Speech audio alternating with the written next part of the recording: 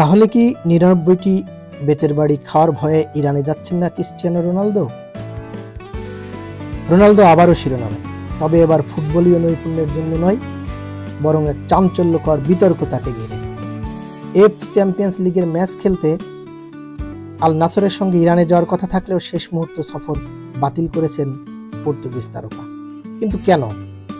Spanish সংবাদ মাধ্যম marker দাবি, ২০২৩ সালে ইরানের এক শারীরিকভাবে অক্ষম নারী শিল্পীকে চুম্বন ও আলিঙ্গন করার ঘটনায় রোনালদোর বিরুদ্ধে কঠোর শাস্তির দাবি ওঠে। ইসলামী আইনের অধীনে এটি ব্যভিচার হিসেবে গণ্য হতে পারে, যার ফলে তাকে ৯৯টি বেতের বাড়ির মুখোমুখি হতে হতো। যদিও সে সময় স্পেনের ইরানি দূতাবাস ব্যাপারটিকে ভুয়া বলে উড়িয়ে দেয়, তবে সাম্প্রতিক খবর বলে ব্যাপারটা ঠিক সেই জায়গায় স্থির নেই। যদিও বিষয়টি আন্তর্জাতিক মহলে সমালোচিত হয়েছে, তবে ইরানি আদালত এখনও আনুষ্ঠানিকভাবে এই রায় কার্যকরের ঘোষণা দেয়নি। তবে আল নাসর নিশ্চিত করতে চেয়েছে তাদের সবচেয়ে মূল্যবান তারকার নিরাপত্তা যেন কোনোভাবেই ঝুঁকির মুখে না পড়ে। আল নাসর চেয়েছিল ম্যাচটি নিরপেক্ষ কোনো ভেন্যুতে সরিয়ে নেওয়া হোক, তবে ইরানি ক্লাব ইস্তেগলাল সে অনুরোধ প্রত্যাখ্যান করে। এই সিদ্ধান্ত নিয়েও অনেক প্রশ্ন উঠেছে। ক্রিস্টিয়ানোকে দলে না পাওয়ার সুবিধা নিতে কি ইচ্ছাকৃতভাবে ম্যাচের ভেন্যু পরিবর্তন করা হয়নি?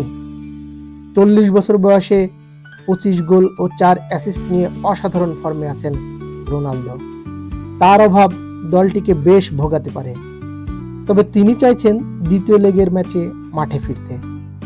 রোনালদোর অনুপস্থিতি নিয়ে নানা ষড়যন্ত্র তত্ত্ব শোনা গেলেও একথা পরিষ্কার যে তিনি নিজের স্বাস্থ্য ও ক্যারিয়ার সুরক্ষার কথা ভেবেই এই সিদ্ধান্ত নিয়েছেন।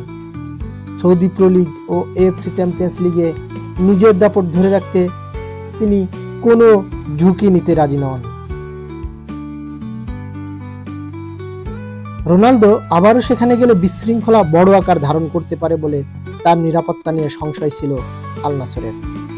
এজন্য ম্যাচ অন্য কোথাও সরিয়ে নিতে অনুরোধ করা হলেও কর্তৃপক্ষ সম্মতি দেয়নি বলে রোনালদোকে ইরানে নেওয়া হয়নি। তবে বিন স্পোর্টসের খবরে দৌড়ার ভয় বা বেতের আঘাত বা নিরাপত্তা শঙ্কার বিষয় নেই।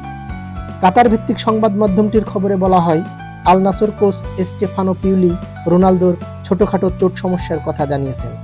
সমস্যাটি বড় না হলে আপাতত ঝুঁকি নিতে না চাওয়াই তাকে ইস্তেগলাল ম্যাচের বাইরে রাখার মূল কারণ। সৌদি প্রি লিগে আল নাসরের পরের ম্যাচ ৭ মার্চ আল শাবাবের বিপক্ষে। ভিডিওটি যদি ভালো লাগে তাহলে সাবস্ক্রাইব করতে ভুলবেন না। ধন্যবাদ। কথা হবে অন্য কোনো ভিডিও, অন্য কোনো বিষয় নিয়ে। ভালো লাগলে কমেন্টস সেকশনে মন্তব্য করুন।